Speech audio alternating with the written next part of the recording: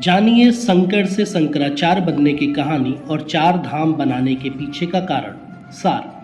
आदि शंकराचार्य को मात्र 8 वर्ष की छोटी आयु में सभी वेदों का ज्ञान प्राप्त था।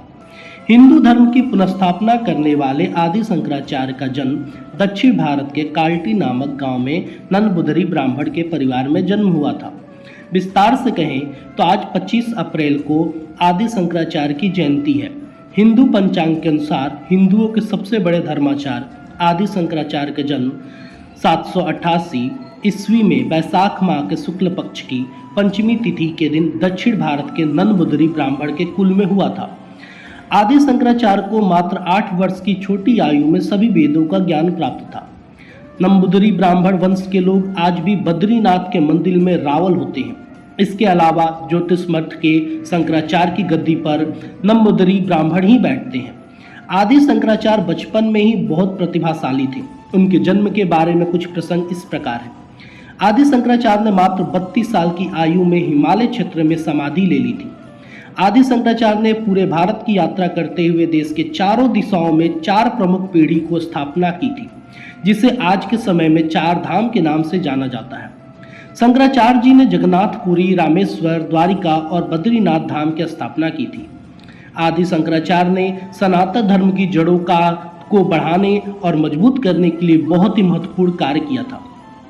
आदि शंकराचार्य ने देश की सांस्कृतिक और आध्यात्मिक के क्षेत्र में अतुलनीय काम किया था।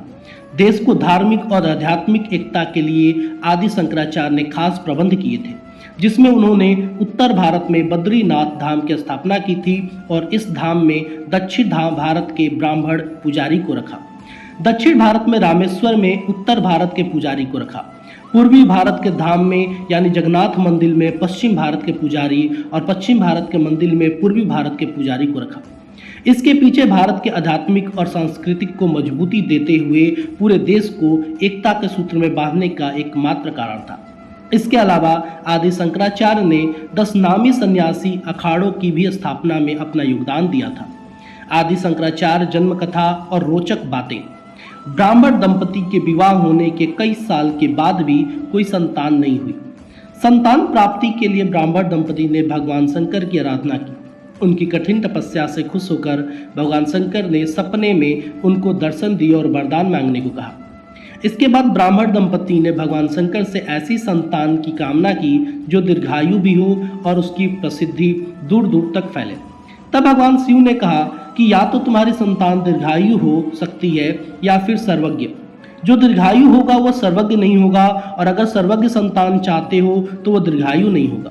तब ब्राह्मण दंपति ने वरदान के रूप में दीर्घायु के बजाय सर्वज्ञ संतान की कामना की। वरदान देने के बाद भगवान शिव ने ब्राह्मण दंपति के यहाँ संतान के रूप में जन्म लिया। वरदान के कारण ब्राह्मण दंपति ने पुत्र का नाम शंकर रखा। शंकराचार्य बचपन में प्रतिभा संपन्न बालक थे। जब वह मात्र 3 साल के थे तब पिता का देहांत हो गया। 3 साल की उम्र में ही उन्होंने मलयापन का ज्ञान प्राप्त कर लिया। 8 साल की उम्र में उन्हें वेदों का पूरा ज्ञान हो गया था और 12 साल की उम्र में शास्त्रों का अध्ययन कर लिया था। 16 वर्ष की अवस्था में 100 से अधिक ग्रंथों की रचना कर चुके थे। बाद में माता की आज्ञा से वैराग धारण कर लिया था। मात्र 32 साल की उम्र में केदारनाथ में उनकी मृत्यु हो गई।